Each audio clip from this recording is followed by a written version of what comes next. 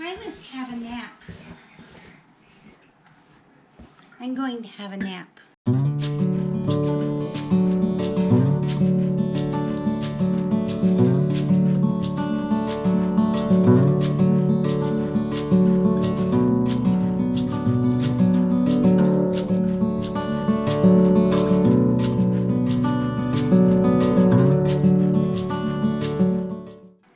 All right. Why? Because I'm sleepy. Why are you sleepy?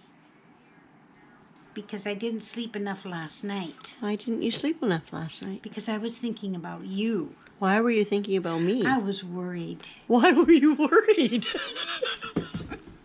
Are you full of caca? Yes. Okay, so here I am back in the kitchen. Welcome to my world. Lorrie here on Vancouver Island, and I'm super appreciative that you've come and joined me again today. I just love to see you, and I love recording these videos to share with you. So, today we're in the kitchen. Now, we eat a lot of pork loin around here because we get it quite inexpensively. You know what? It's a Really? good thing you're doing a video. Why? Because they'd never make it if they were coming to visit us. No, we're flooded on all sides. But not our neighborhood, thank goodness. It's not flooded. We're not flooded, but we're not going anywhere either, and nobody's going to be coming to visit us. But anyway, back to the pork loin. So pork loin is notoriously dry.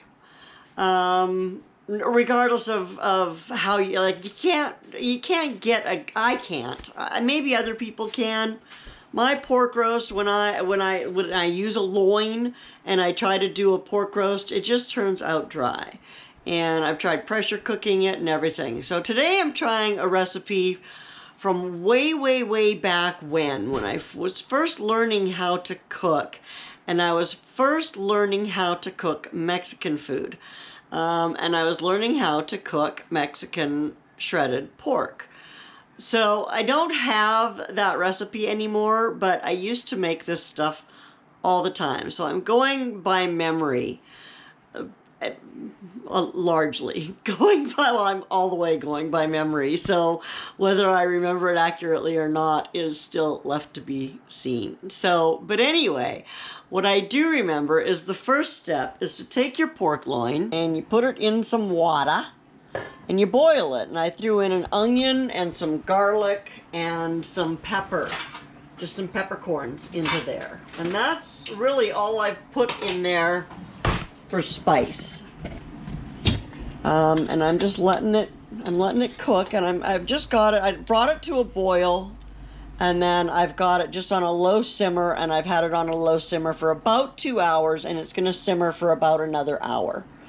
And then I'll come back and I'll show you what I'm gonna do next.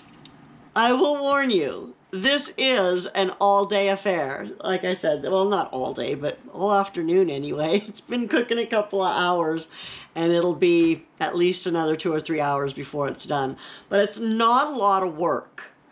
Towards the end, when you're shredding it, that's probably the most strenuous part of it. So, anyway, I'll be back in a bit.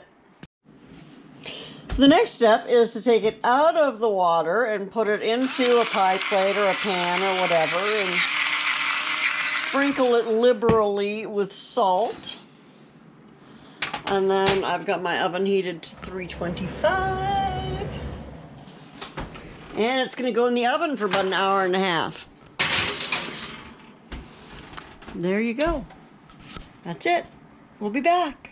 So just look at how yummy that looks now. So I'm gonna cover it and let it cool for about a half an hour. And then I'm going to come and shred it. And then I'm gonna cook it for a third time. And then I'm gonna cook it for a fourth time. How crazy is that? So anyway, like I said, it's a day-long dish, but oh boy, it tastes so good in the end. So we're gonna let that sit again for a little bit and I shall return.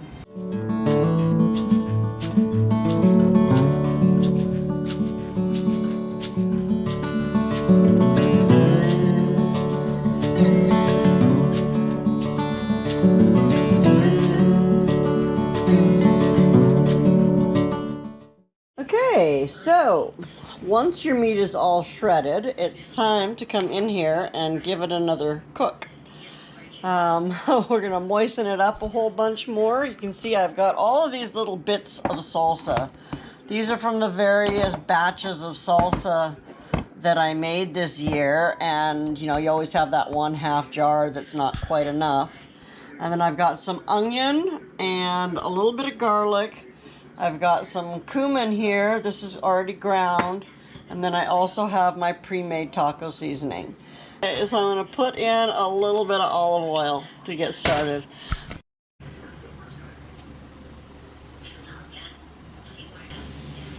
So my onion has been cooking for a few minutes, and I'm going to go ahead and toss that little bit of garlic in there.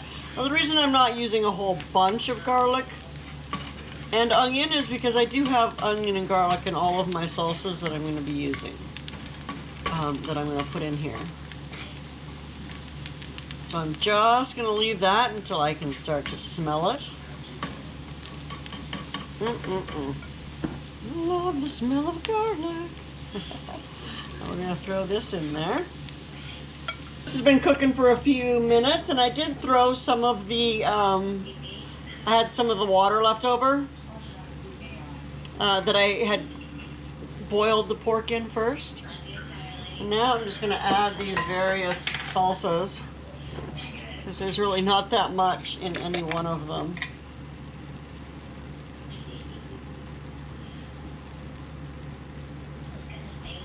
Let's give it a stir.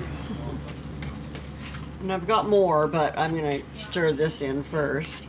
Now this is cooking number 3, and now this is definitely a labor of love, making this dish. And I can imagine that mothers in the day would make this and spend all day making it for their family. I don't make it very often anymore because it is so time consuming. Like I said, it's not all that labor intensive,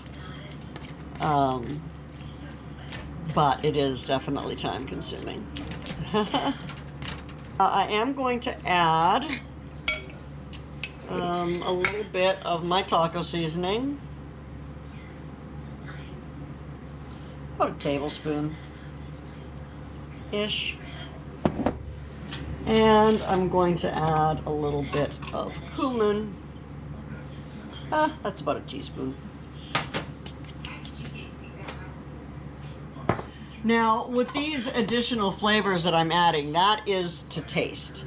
And that's why I'm not measuring it, because your taste is not my taste, and my taste is not your taste. So you will want to adjust the flavoring until it suits what you like.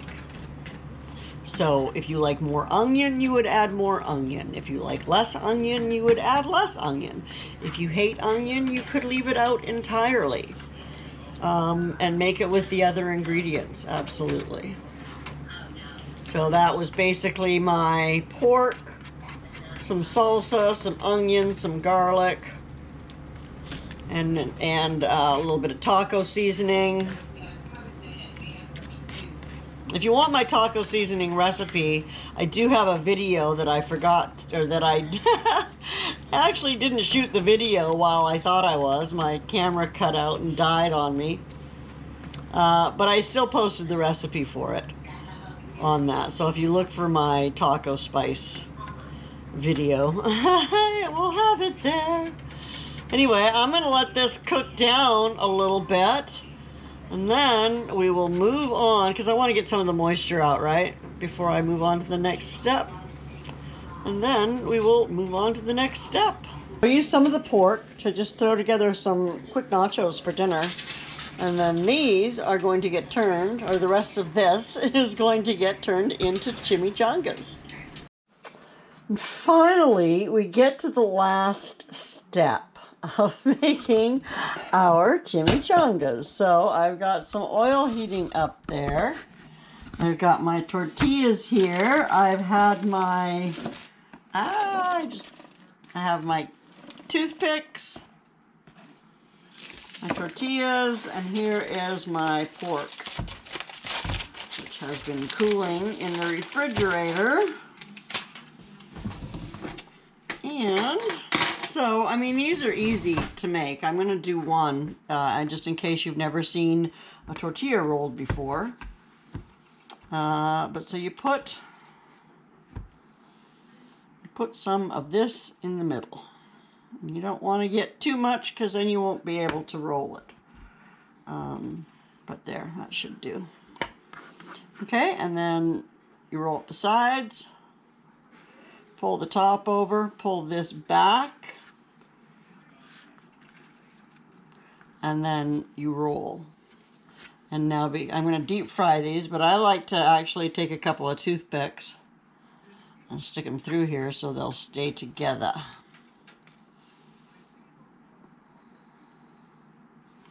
That's it. That's how you roll a tortilla. So I'm going to deep fry these, and they are going to turn out delicious. Learn more on abc.ca.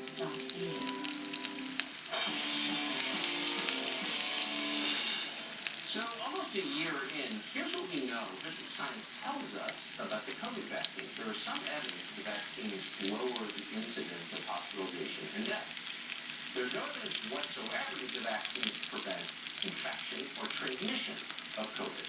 In other words, the unvaccinated pose precisely no risk to the vaccinated. The vaccinated don't pose to the unvaccinated. Period. So there is no justification, scientific justification, for vaccine mandates anywhere there's justification for mandated colonoscopies or prostate exams. It's insane. And now, it's been suspended. OSHA has suspended its enforcement of Biden's vaccine mandates for private employees. The move comes after a federal appeals court blocks that mandate. I can't believe I don't have any more footage of that. I thought for sure I had at least filmed them coming out of the fryer. You could also air fry those if you want. I don't know if they turn as nice and golden brown as they do frying them in oil. And you don't really use that much oil, so it's entirely up to you how you want to cook them. You can also just eat them like burritos and just eat them without cooking them. Again, you can do whatever you want. It's your dinner. So thanks for coming and joining us today. I wish I had some footage of Mom and Dave trying those because they were fantastic as always. It's a super easy recipe. And like I said, while it is time consuming, it is not difficult at all. So if you're ever wanting some of your own pork carnitas, you could do them as carnitas too and serve that up sizzling hot with some hot corn tortillas. Yeah, yummy. Add a little bit of pepper, a few peppers in there. Yum. Anyway, you make it how you want it. And thanks for coming and hanging out with me. I really do appreciate you, and I will see you soon. Take care of yourself. Bye now.